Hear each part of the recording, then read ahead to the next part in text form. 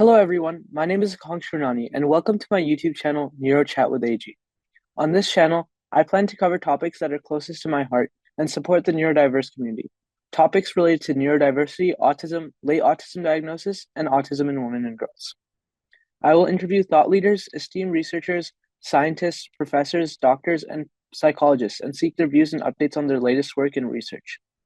I will also chat with parents of neurodiverse kids and adults and talk about experiences of neurodiverse individuals. Lastly, keeping inclusivity as a topmost priority, we might also discuss controversial disparate views for a collective understanding of issues and respect for diverse views. All the views and topics discussed are for informational purposes only. If you are interested in watching more quality content on this topic, please hit the subscribe button. Don't forget to press the bell icon to be notified whenever a new video is uploaded. Please also share the channel with your friends, family, and social media platforms. Thank you. Dr. David Gunter is a PhD in physiology, a doctorate in veterinary medicine, an accomplished medical writer, and an advocate for the autistic community. Diagnosed with autism later in life, he offers a unique perspective on neurodiversity and focuses on creating clear, meaningful communication between the autistic community and the non-autistic community. David is actively involved with planetautism.net, a platform dedicated to promoting understanding and support for autistic individuals. Through his writing and advocacy work, he strives to raise awareness and dispel autism misconceptions. He is particularly passionate about supporting those who have received an autism or ADHD diagnosis later in life, those who are still navigating their identities, and those who struggle in the workplace. Dr. David, welcome and thank you very much for the time today.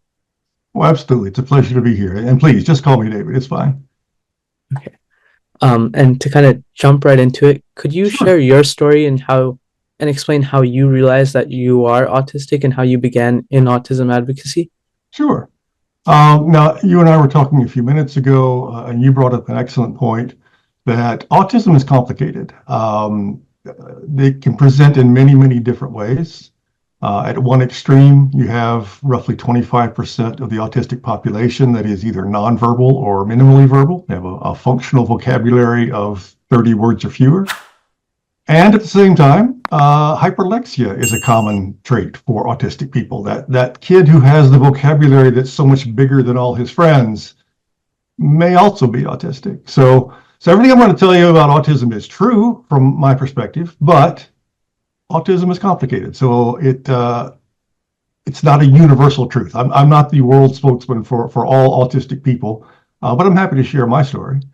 I figured out that I was autistic in my early 50s, 51, 52, somewhere in there.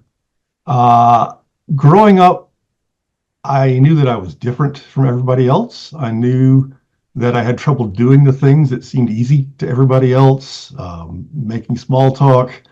Everybody else, we were playing a game. Life was like a game, and everybody else had the rule book but me. I didn't know what I was supposed to do in certain situations. I didn't know what people were thinking or why they did the things they did. So I knew that I was different, but I didn't even suspect autism for the first 25, 30 years. Because that wasn't something that was even talked about. I grew up in 1970s in the southeastern U.S. and nobody used the word autism. So I was just the weird kid. I was just the smart kid. I was a lot of things, but I wasn't seen as autistic. And even when I got to college, I was still trying to figure out why am I different than everybody else. I have difficulty talking to strangers, so maybe I've got a social phobia or social anxiety. So I tried to solve that problem. And many autistic people do what's referred to as stimming. They manipulate an object or they tap their fingers. I was always tapping my fingers on the desk, tapping out complicated mathematical patterns with my fingers. And occasionally I'll get stuck on a word, or I'll say a word over and over, or sometimes I'll say something without intending to. So clearly that's Tourette's syndrome, right? Uncontrollable hand movements and uncontrolled speech, that must be Tourette's syndrome. So I thought I had that for a while and tried to treat that. Thought I was depressed. And there may be a component of clinical depression in the mix inside my head, but a lot of what I was labeling as depression, as I look back, it was autistic burnout. I had needs that I didn't know I had, and so didn't know how to address. So I spent a lot of my time chasing what's wrong with me. I was different, and I didn't want to be different. I wanted to be normal. If I could just figure it out, I was just a little smarter, a little better, I could be like everybody else. Was my mindset. It's not true, but that was my mindset. I actually looked at autism once or twice in my late 20s because I took a bunch of assessment tests and they all said, yeah, probably. But my concept of autism was based on the Hollywood stereotypes. It was the person who just rocks back and forth and can't talk to anybody. It was that extreme Hollywood version of autism is what I thought autism was, and I wasn't that, so I wasn't autistic. So it was, I sought treatment for depression off and on for 30, 35 years. Been on just about every antidepressant you can name, talked to a lot of therapists. Went back when I was about 50 to a different therapist, going to figure out this depression thing.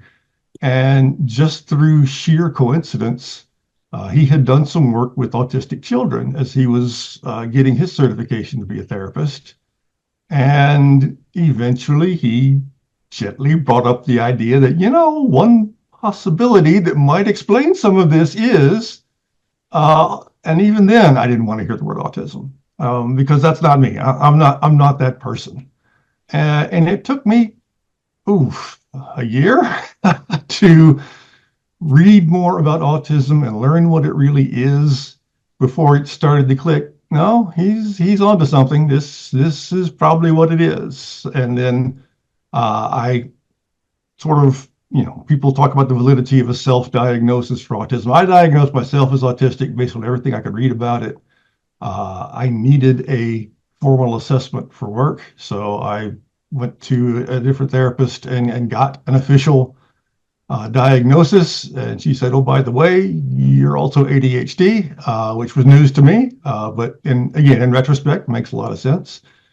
So I didn't, if I hadn't met that one therapist, if I hadn't gone looking for an answer to my depression, I wouldn't be sitting here today. I would still be beating myself up for not being able to do all the stuff that everybody else can do. And that's a hard life. It's isolating to feel like you're the broken one. Everybody else is okay, and you're the broken one.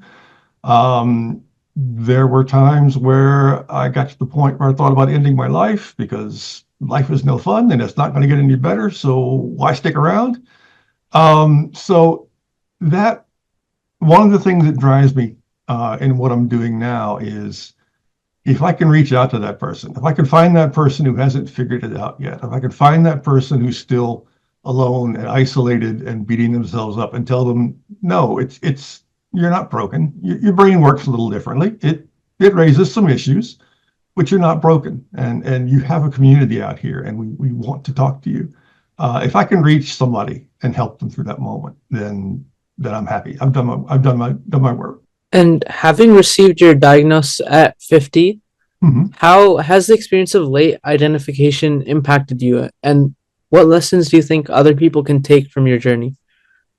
I had self-diagnosed after a couple of years of thinking about it. And when I needed to go get the formal diagnosis, I thought, well, this is, whatever. I already know this will be no surprise. But somehow having it in writing from somebody who didn't know me at all, who's an expert, who said, yeah, this is you, it made it more real somehow. And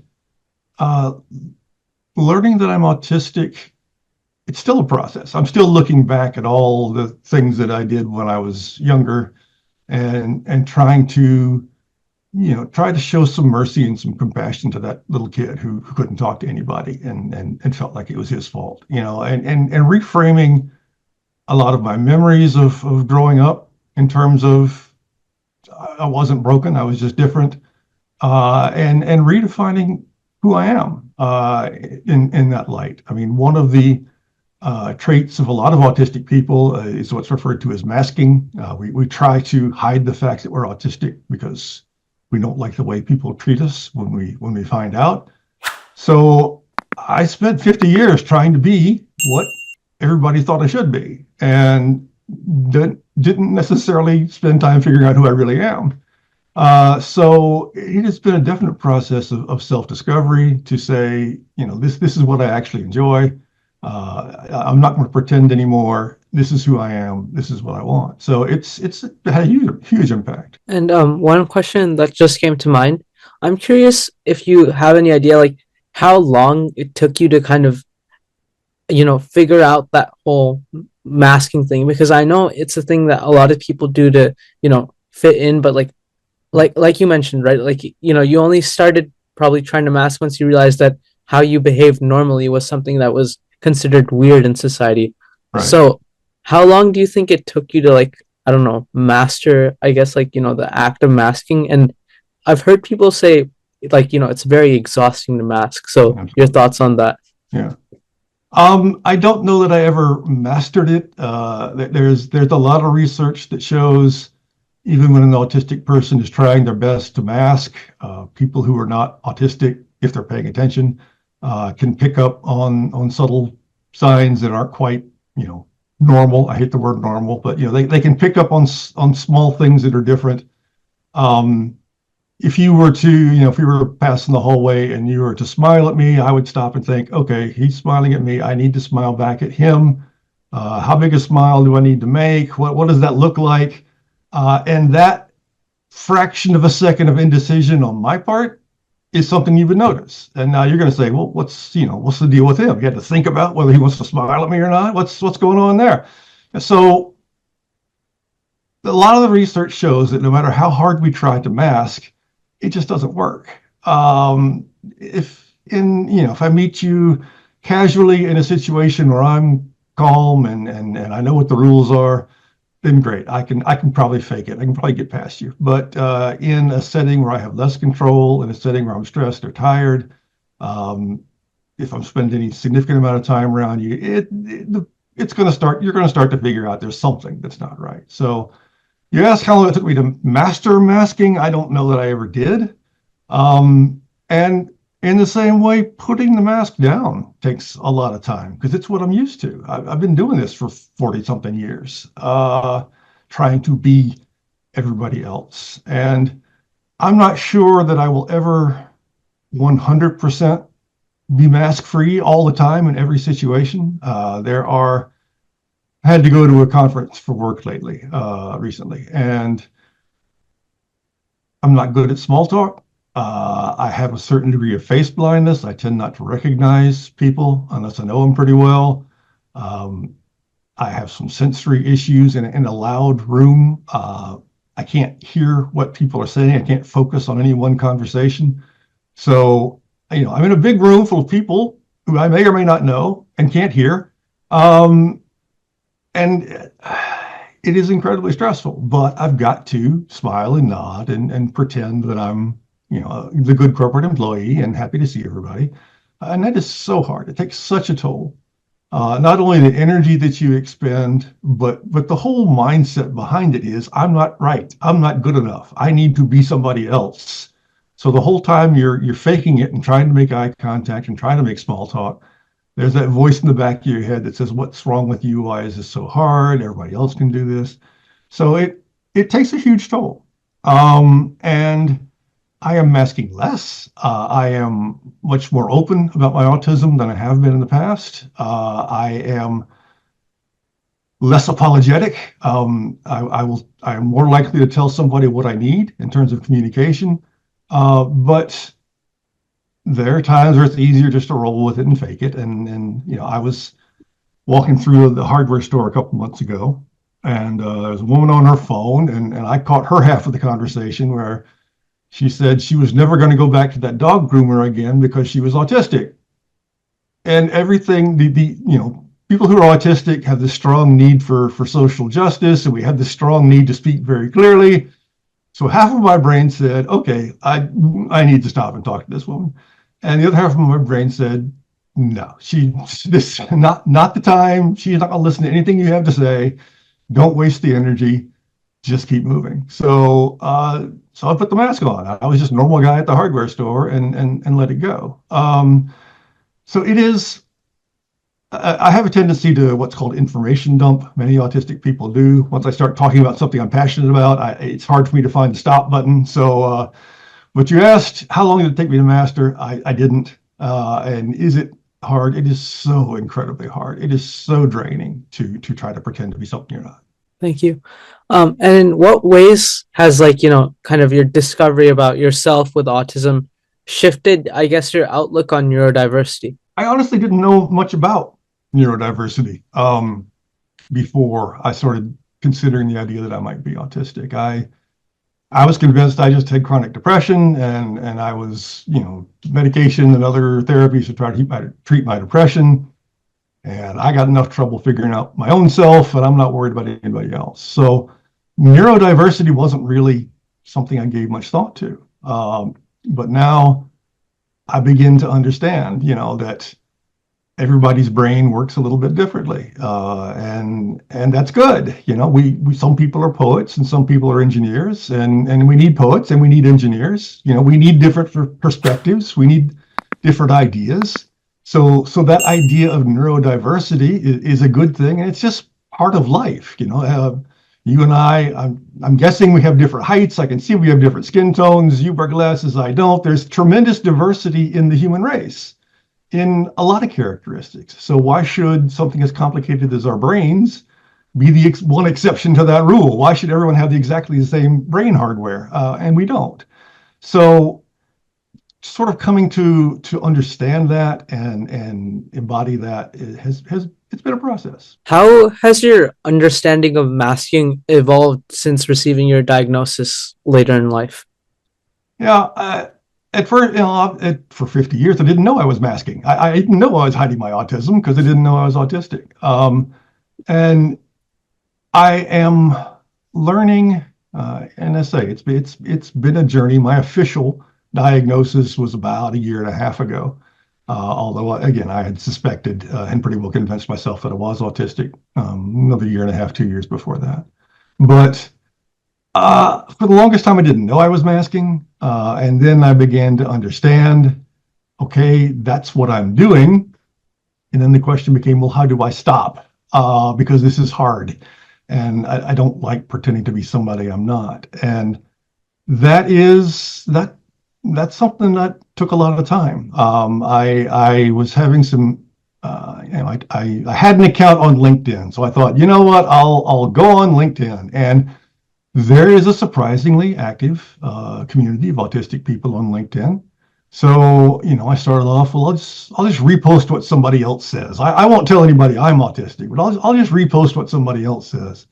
And from there, over time, I got more and more comfortable, and I finally just said, look, this is me. I am trying at work to, make my communication differences known. That I tend to speak very directly. That I don't do subtext. If you think you're sending me a hidden message, you're not. If you think I'm sending you a hidden message, I'm not. I don't know how to do that. So I've been trying to address specific issues at work. Whether I say the word autism or not, whether I say the word accommodation or not, I am trying to be more vocal with people. Hey, if you would write that down for me, give me a nice detail on exactly what you need and when you need it, that would help me out. Is me saying, I need something with no subtext. I need direct communication.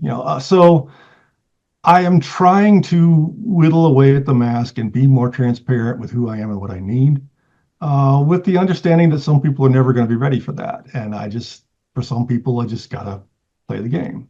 And now, could you explain the concept of the double empathy problem, and discuss what steps should be taken to better support the autistic community? I wish I had a magic answer for how to eliminate the double empathy problem, but I don't. At the heart of it is the idea that my brain, as an autistic person, my brain doesn't work the way a non-autistic person's brain works. And I physically cannot understand some of the things that they do. I cannot physically cannot understand why they do some things. There is a gap between us. I can't understand who they are and what they want. At the same time, that gap works both ways. They don't understand who I am and what I need and what I want. So they assume that I want what they want, and that's not it. And I assume that they communicate the way I communicate, and that's not true either. So we end up talking past each other. If we're talking at all, we end up talking past each other and not really communicating. And so that's one of the things that I am trying to, at least chip away at. I don't know that I can ever build a bridge between the autistic community and the non-autistic community, but I can at least get us talking the same language a little bit. So a big example for me is in a work situation when the boss comes up to you and says, "Can you do this?" To me, that's a question. Can you do this? Are you able to do this? Do you have the skills and the expertise to do this? To the boss, that's a command. Can you do this means do this right now. The way I want it done, when I want it done, even though I'm not going to tell you how I want it done or when I want it done, just do it. And if I've learned after 50 years on this planet that when someone says, "Can you do this?" what they mean is do it. But I still need the details. I still need to know exactly what it is that they want and when they want it and how they want it. And when I start asking questions, that's seen as being defiant, being lazy, trying to avoid work. And so they get frustrated and say, "Can you do it or not?" And then I get frustrated because I don't know what it is. I can't tell you if I can do it until I know what it is. And there's tension and negative consequences that just come from the fact that we are speaking two different languages. And if we could take a step back and actually communicate with each other, all those problems would go away. So the double empathy problem is very real. There is no easy answer for it. But step one is I need to learn to understand the way that non-autistic people speak, and non-autistic people need to understand that what I say is what I mean. I don't have a lot of control over my facial expressions sometimes, or my tone of voice sometimes, or my body language sometimes. So you may think I'm angry. You may think, never mind. Listen to the words that I'm saying. What I'm saying is what I mean. And if I don't look like I mean that, go with what I'm saying because that's what I mean. So it's a big problem, and I'm hoping to make it a little bit smaller anyway. Could you elaborate on kind of like, the unique strengths and abilities many autistic individuals possess? Sure. People love the deficiency model, the medical model, the pathology model of autism. Here's a long list of all the things that are wrong with autistic people. Here's a long list of things autistic people can't do or have trouble doing. But there is another list. There is a list of strengths that autistic people tend to have. A lot of autistic people have a better memory than non-autistic people. And a lot of autistic people have very, very deep and detailed knowledge on specific topics that interest them. There are a lot of studies that show that autistic people have better problem-solving skills, better analytical skills, solve problems faster, come up with different solutions. There is a lot of research to show that autistic people are less likely to be mindless followers. They care less about peer pressure and what the accepted answer is, and they focus more on what the right answer is. There's an interesting article that I saw that they administered as a test, the Autism Quotient 50, which is just a screening test that sort of picks up characteristics of autism. It's not meant to be diagnostic. It's just meant to be an overall screening test. And a group gave that test to a group of controls and to people who had appeared on Jeopardy, on the TV show. And people who made it through the screening process and appeared on Jeopardy had significantly higher autistic traits than the general population. And that's, that's the skills that autistic people have could make you better at playing Jeopardy. Having the memory, having the quick decision making, having the deep knowledge on specific topics, yeah, could be a benefit if you're on Jeopardy. And it's also a benefit in a lot of work environments. The stereotype is that it's the IT departments where all the autistic people are, and yeah, there are a lot of autistic people who work in IT. Computers talk very literally, and you know what's going wrong with the computer, and it's subjective, and you can fix it. But I am a medical writer. I work for a drug company. When we study a drug, we generate literally thousands of pages of tables and graphs and charts for what happened during that study. And it's my job to take those thousands of pages of numbers and turn them into a coherent report. Here's what happened. And I'm good at it because I've got the analytical skills, and I'm good at it because I can see the objective truth to what happened. So there are a lot of jobs out there, some of them highly technical, that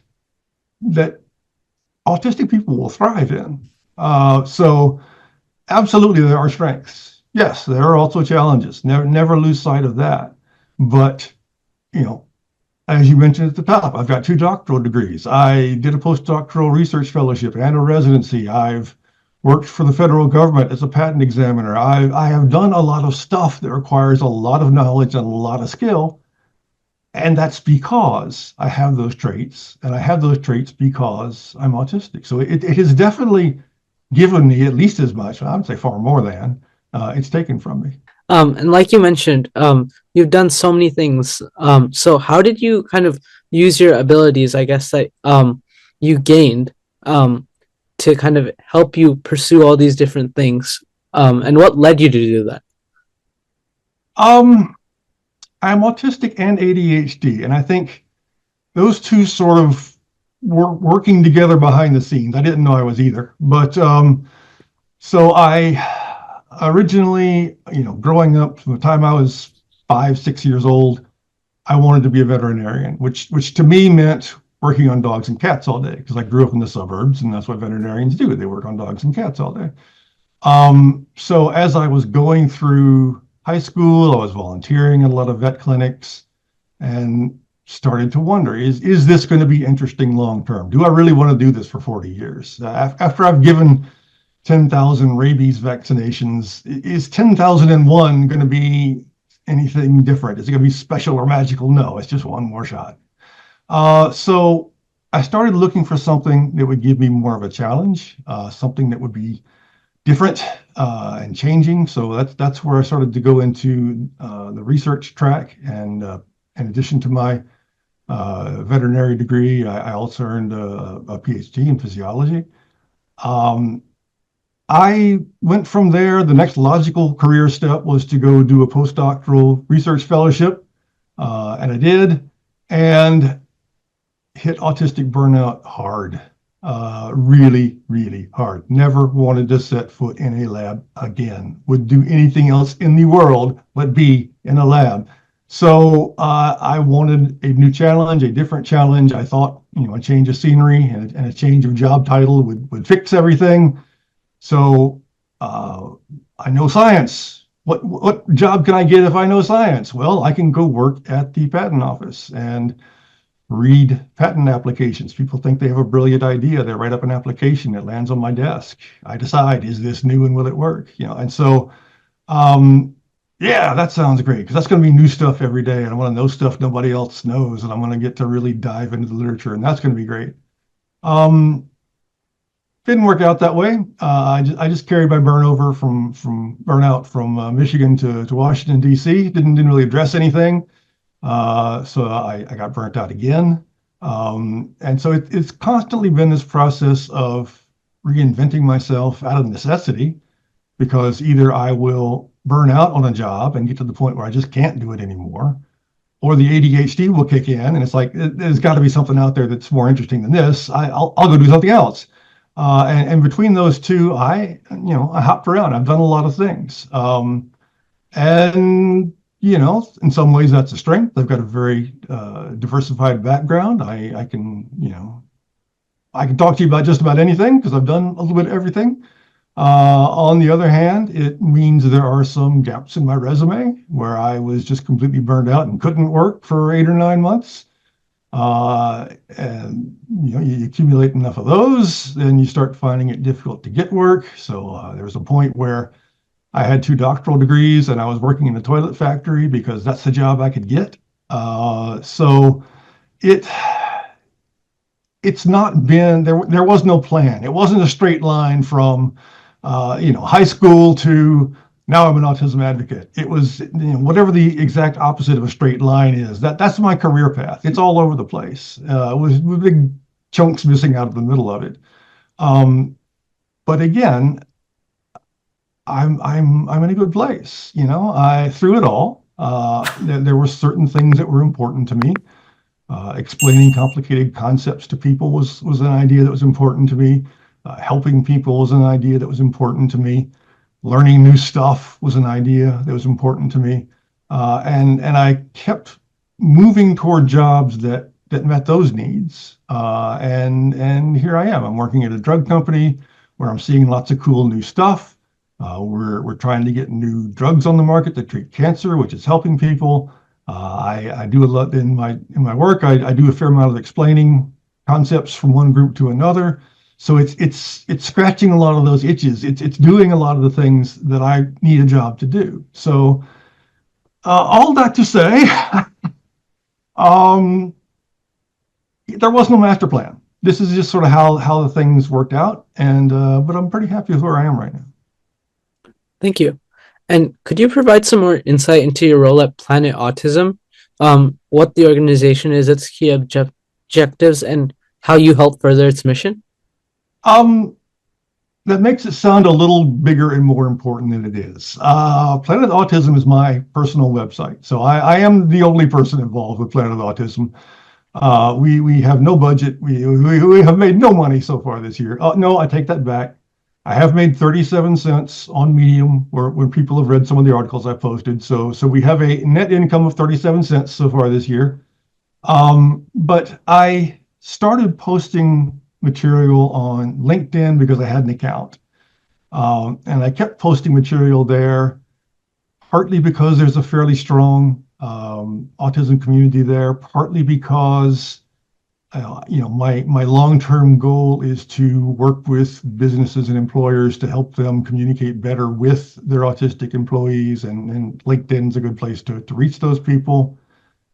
Partly because I knew that several people I worked with followed me on LinkedIn.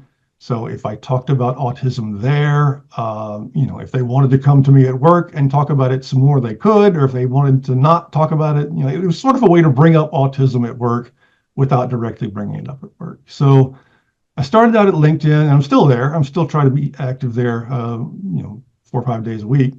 But there are limitations on that platform. I wanted a place where I could feel free to say what I wanted to say without worrying about, what is LinkedIn's algorithm system going to flag this as offensive.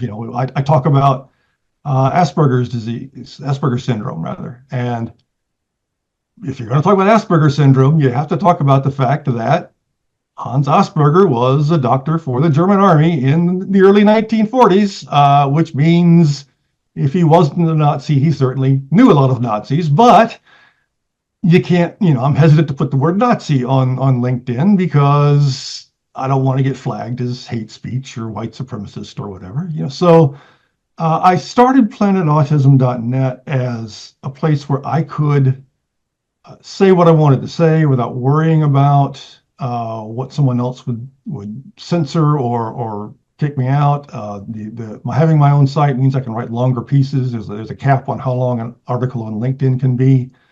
It also gives me a place, my own place where I can do my own thing. The site's still growing. I have a lot of ideas because of the ADHD and limited energy to implement those ideas because of the autism. So it's always going to be a work in progress. It's always going to be growing. There's always going to be new stuff, but it's my place for my stuff. And autistic people have this strong need for autonomy. We're constantly told how to do things, when to do things that don't make sense to us at all. So we look for chances to do our own thing. And having planetautism.net allows me to do my own thing. And so it's important to me. But it's a site. I encourage folks to take a look. I swear I post my thoughts about communications, where I post my thoughts about being late discovered as autistic and ADHD. I post some silly stuff, a drawing that I made when I was 5 years old as a example of my art skills. So the goal is for it to be entertaining and helpful and supportive, but I also, try to let my sense of humor show through and try to make it entertaining as well. I also heard you're launching a series titled What Does the Science Say? That aims to debunk misinformation about neurodiversity and autism. So could you share more about that? That is, that will feature on planetautism.net. I think it will be too long for LinkedIn, but my goal is to take what good literature there is about autism, and there is very little. There's a lot of garbage out there. But to find those well-conducted, meaningful pieces of research about autism, and then present those and break those down in a way that should be, hopefully, accessible to a broader audience. Let's strip out some of these statistical terms that mean something to me as a PhD, but may not mean something to anybody else. Let's reframe this. Let's talk about what they actually looked at, how they looked for it, and what they found, and what that means to everybody, and sort of pull it down out of the ivory tower, take it out of the scientific journal, and make it something that has meaning for people. It's difficult because, as I say, a lot of research that's about autism is conducted by people who are not autistic, who have their biases and things that they want to prove, and their assumptions for how things work. So it can be tough finding a good paper to talk about. And sometimes I don't talk about the bad papers and talking about why they're bad.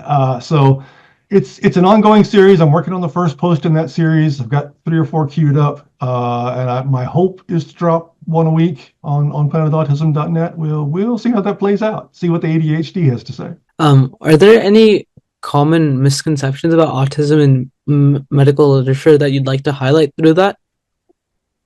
There are. Again, there is this idea, this medical model that tries to make autism one thing, one monolithic thing. All autistic people are this, all autistic people can't do that. And that's just not the reality. That's not even close to the reality. So to me, step one is stop calling it a disease, because A, it's not a disease, and B, it's not one thing. It's a whole, people talk about the spectrum. It's a whole range of things, from nonverbal to hyperlexic. A lot of autistic people have sensory hypersensitivities. Certain sounds are difficult for me, and intensely bright light is difficult for me. Other autistic people have sensory hyposensitivities. My sense of smell is not worth anything. And I don't know if that's because I'm autistic or because I had some sinus problems when I was a kid, but I can't smell nothing.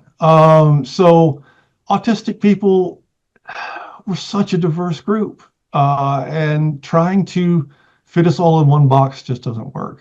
And I think that's the biggest lesson that I think the medical and the scientific community needs to learn is let go of what you learned in med school 30 years ago, because that's all hopelessly out of date, and look at who we really are. How do you see the relationship between autism and healthcare evolving in the future, especially regarding access to resources and support? Access to resources and support, poor, I guess, is the polite word that I will use on your podcast. When I needed a formal diagnosis, there are exactly 3 people in the entire state that work with adult autistics. And the waiting list to get an assessment is over a year, and my insurance company wouldn't pay for it. I had to pay for it out of pocket. So even, we tell people that they're sick and they have this disease and they need treatment, and then we tell them, but you can't get tested, and no one's going to pay for it if you do somehow find a test. It's just, we need to reframe that whole discussion. I know there's no magic simple blood test for autism. It is labor intensive to sit down and talk with someone for hours and make that assessment. I get that.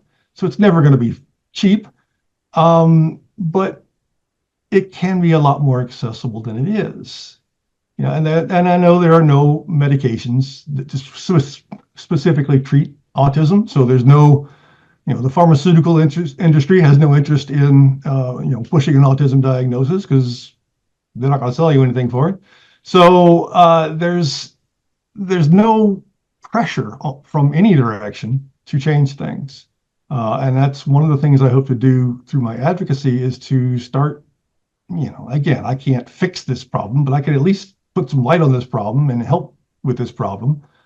If when I was a kid, the autistic kids were any kid with a special need, and again, that's a term I hate. But any kid who was different was locked in a classroom in the basement, and they had a different school bus that they rode to get to school.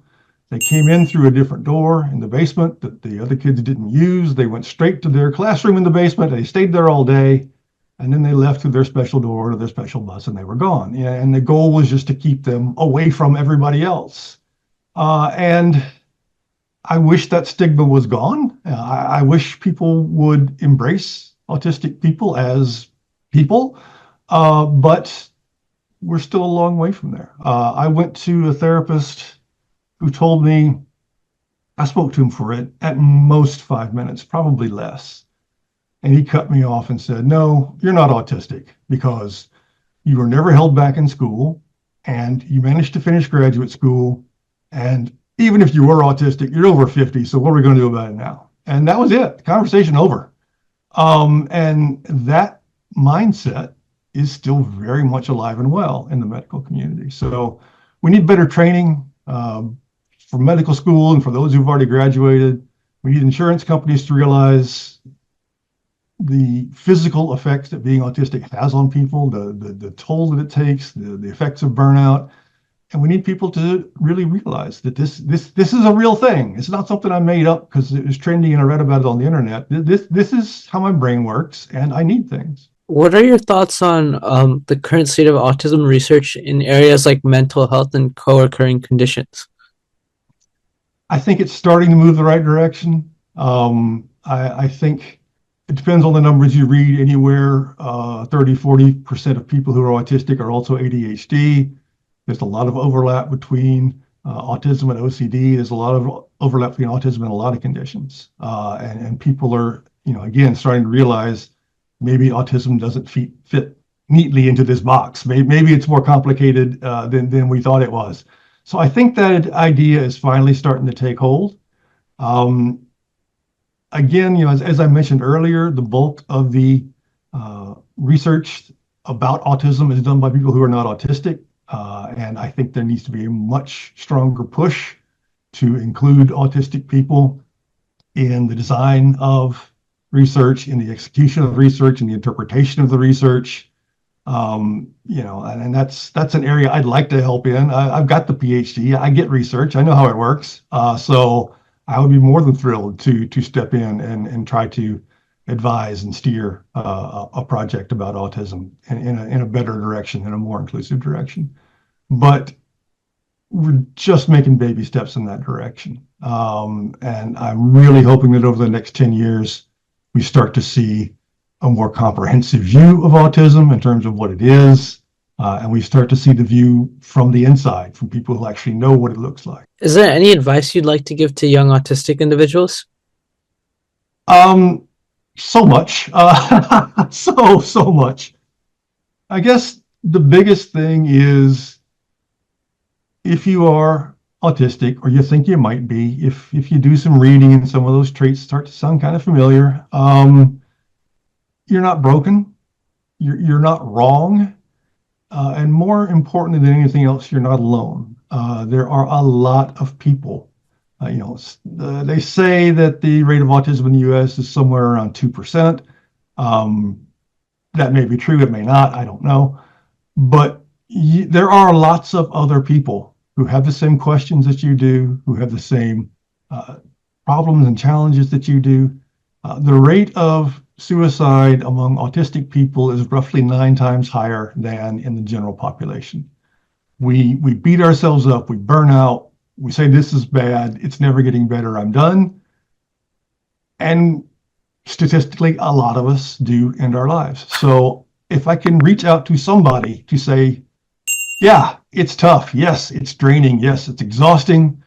It's hard. I don't have a magic wand that's going to make your problems better, but I've learned a few things over the past 50 years that can help.